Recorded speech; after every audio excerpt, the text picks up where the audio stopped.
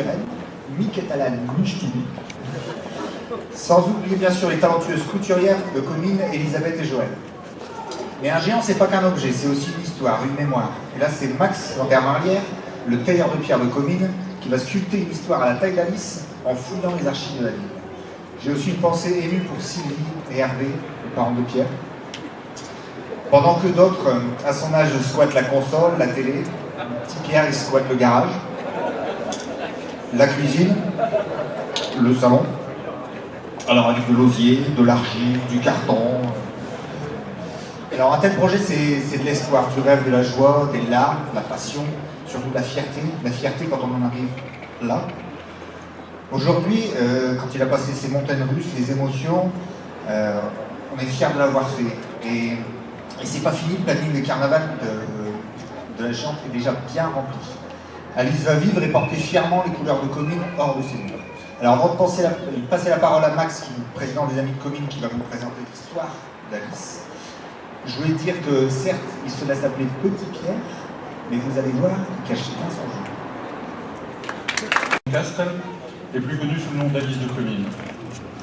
C'est une jeune femme, une artisane, très moderne pour l'époque où elle vit, car elle est très en avance sur son temps. Malgré son jeune âge, elle a acquis beaucoup d'expérience dans son métier, mais également dans le politique et dans le domaine de l'art. Elle est d'origine plutôt modeste. Son père, Arnoux van Kessel, est descendant d'une famille drapier. Il est marié à Bathilde, et leur premier enfant est Alice. La famille est ancestralement fixée à Comines, qui est alors sous le règne de Collard II de Comines. À cette époque, Comines est déjà une ville libre, dont la charte est abritée dans le beffroi. Le beffroi qui est considéré comme le donjon de la bourgeoisie et donc de la ville. Après le donjon de la noblesse, celui du château, et celui du clergé, le clocher. Alice entend bien profiter de cette liberté afin de pouvoir vendre ses draps plus facilement loin des frontières de Comines. Alice, je ne l'ai peut-être pas encore dit, mais une femme très entreprenante, dans le sens du terme, évidemment. Le sens de l'entreprise, c'est très d'actualité. Elle connaît son métier sur le bout des doigts, et son père lui confie souvent la charge du négoce de leur fabrication de qualité. Elle commerce, elle adore ça. Cette propension aux échanges, cette facilité de commercer, Alice les doit à deux choses. D'une part, la qualité des produits qu'elle fabrique et qu'elle vend, et d'autre part, les riches expériences dont elle a bénéficié. En effet, Alice n'est pas n'importe quel artisan ou artisane. Tout au long de sa jeune vie, elle a pu bénéficier de deux enseignements fondamentaux. Depuis toute petite, elle n'a eu de cesse que d'imiter les gestes de son père, et elle a vite appris les techniques de tissage de qualité. Par ailleurs, sa maman, Bathilde, est nourrice le fils de Collard II. Et ça, c'est un scoop. Parce qu'on a fait des recherches donc, dans toutes les archives des Amis de Comines. Quand on dit le fils de Collard II, ça parle à personne. Sauf que, c'est là le scoop. Tu dis, par ailleurs, sa maman, Bathilde, est nourrice du fils de Collard II. Et Alice a ainsi l'immense avantage d'être la sœur de lait de Philippe de Comines. Alice a donc été élevée autant dans l'atelier familial que dans le château, où elle a pu aussi bénéficier de précepteurs de filles.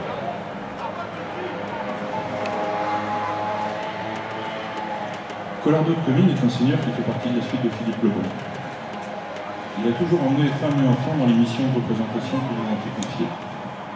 Par voie de conséquence, la mère d'Alice a accompagné la fille dans ses voyages, la famille dans ses voyages, et donc Alice aussi a pu bénéficier de ses voyages.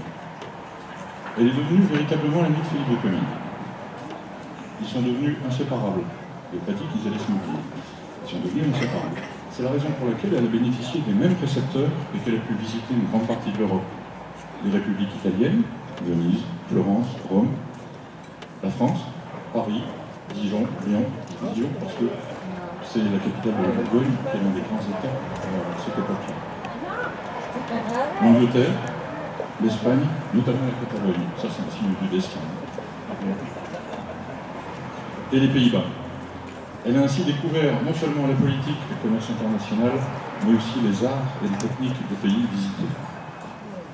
Ces voyages, ce compagnonnage, fondait une artisane reconnue pour la qualité de ses produits pour sa créativité et pour sa connaissance du marché. Elle a 22 ans. Elle est la fierté de ses parents. Et en plus, la nature l'a dotée d'une beauté simple, mais resplendissante, vous verrez tout à l'heure. Elle entre ce dimanche 13 mars 2016, à la fois dans la vie et dans la légende. Elle porte en elle les valeurs du courage, de la persévérance, du travail bien fait, mais aussi celle de l'amitié et de l'intelligence du fait. Dans ce projet, en faisant un don, en achetant la bière d'Alice tout simplement, l'association des commerçants et artisans Alice.com, l'association Courir à Comines qui organise sa course actuellement, l'association des amis de Comines, donc Max, Arnaud, bien, donc, qui a fait la tête, le buste et le main, vous allez voir le travail. Donc Joël, notre couturière. Joël, t'es où? Elle arrive, elle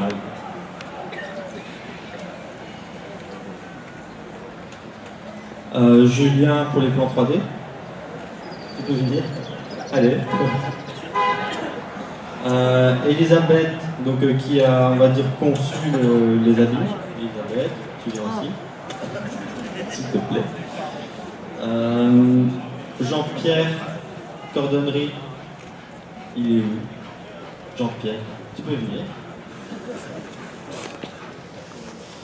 Le garage Beaumont aussi, qui nous a accueillis pour faire les essais de portage il y a 2 semaines.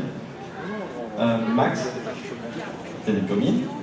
Et Marianne, qui, je ne sais pas si elle est déjà arrivée, elle n'est pas encore là. Bon. Donc toutes ces associations de géants et musique qui sont aujourd'hui avec nous. Je voudrais également remercier la municipalité, monsieur le maire, et le comité du carnaval, sans lesquels la journée n'aurait pas eu lieu. Cette journée n'est que le début d'une grande aventure, celle de représenter notre ville dans toute la région et même au-delà de nos frontières, et perpétuer la tradition séculaire que sont les géants portés. Je laisse la parole à Diane, la marraine d'Alice, vraiment. Diane. Voilà, Diane. J'avais déjà adopté un peu mon discours parce que d'un coup j'ai appris qu'Alice était bien interprétée. Pourtant, quand j'ai demandé, quand Pierre m'a demandé si je voulais être la marraine de sa géante de cœur et en création d'Alice, je n'ai même pas hésité 10 secondes. Ma réponse était tout de suite oui, sans même savoir qui était Alice, représentait-elle, tout ça, j'ai mis tout ça. Ma réponse était tout de suite oui. Car j'ai connu Pierre grâce à Julien Goulet, si je peux le porteur du projet que j'ai envoyé, le poète biologue. Et j'ai donc fait connaissance avec un homme nommé Pierre, discret et passionné, avec un cœur énorme, avec un amour plus qu'une tradition, avec une passion pour des géants portés et pour sa vie natale. Un homme jeune encore, mais avec des valeurs admirables et plus que respectables. Donc, quand il m'a posé la question, Diana, est-ce que tu veux devenir la marraine d'Alice? Ma réponse était tout de suite oui. Elle était prête même avant que je pouvais réfléchir. Alors, merci Pierre. Merci d'avoir pensé à moi, parce que je le reçois comme un honneur. D'autant plus que je suis fière d'Alice et de ce qu'elle représente. Pierre m'a dit, et là, j'ai peut-être mal compris parce que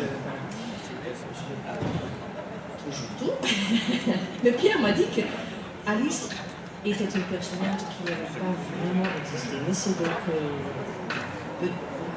on est passé. D'accord, ok, allez, bon, allez, je mets le doute dans l'assemblée. Mais qu'elle représentait quelque chose. Bon, d'abord, maintenant, elle existe bel et bien. Voilà, donc Alice, elle existe. Et c'est formidable. Mais ce qui est encore plus frappant, c'est ce qu'elle représente. Je ne sais pas si Pierre était conscient de tout. Il a fait pas mal de rapprochements, mais il m'a tellement ému.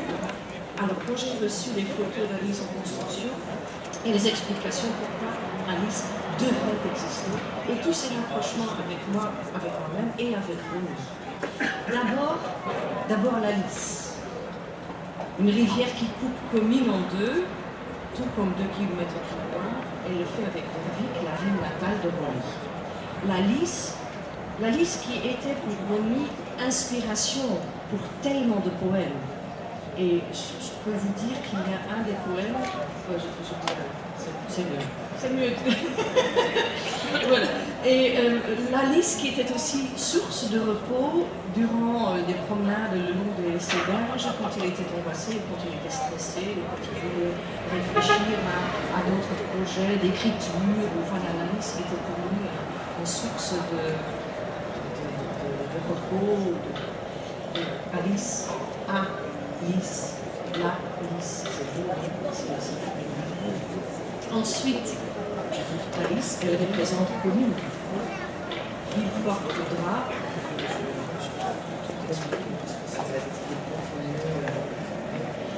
En tout cas, la fierté de la ville au XIIIe siècle. Alice est donc une rapière pleine de charme et de beauté, une ouvrière dynamique et souriante, charnière indispensable pour la vie de Comines. Moi-même, fille d'ouvrier, je suis fière de mes parents, fière de tous ces hommes et ces femmes qui s'y mettent énergiquement pour la puissance économique de leur vie, de leur boulot, de leur fierté. Et en dernier, la tradition. Avec Alice, Thiers souhaitait faire renaître la tradition du géant porté à Comines. Bravo.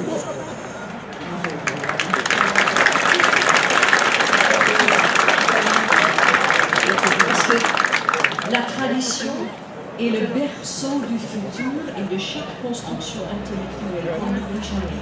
Ronnie disait, la tradition, c'est en même temps mémoire et création. Et c'est regrettable que dans la culture populaire, on ne crée plus ou très peu. La tradition, les racines, elles n'existent bien que pour faire pousser et qu'à la surface, ce ne soit pas le désert. Il doit y avoir de nouvelles feuilles. Et ces nouvelles feuilles, ce sont nos enfants. Alors, j'aimerais terminer avec ces paroles. Longue vie à Alice. Comines, ville commerçante, et c'était tout à fait naturel de savoir que Alice serait aussi commerçante. Comines, ville de tradition, ça a déjà été dit à plusieurs reprises, et c'est une grande joie et une grande fierté d'avoir aussi un géant qui s'inscrit dans la tradition.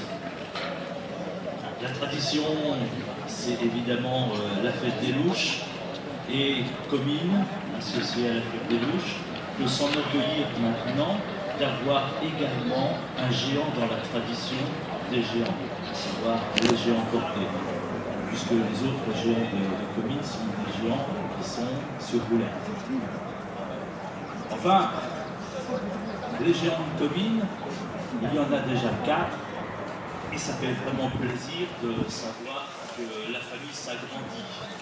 Un baptême, un heureux événement de ce style-là, ça ne peut être que très bénéfique pour tout le monde. Et on espère que la famille va encore s'agrandir.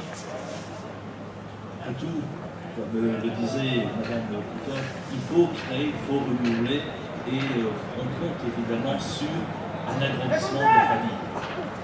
Le thème de cette année, retenu pour la fête des louches, des acteurs de la vie cominoise. Évidemment, les commerçants font partie de la renommée cominoise. Alors on ne sait pas si Alice a vraiment été actrice de cette renommée, mais je suis sûr qu'à partir d'aujourd'hui, elle en fera partie. C'est pourquoi j'ai l'honneur et le plaisir d'inviter Alice pour le cortège de la fête des louches de cette année.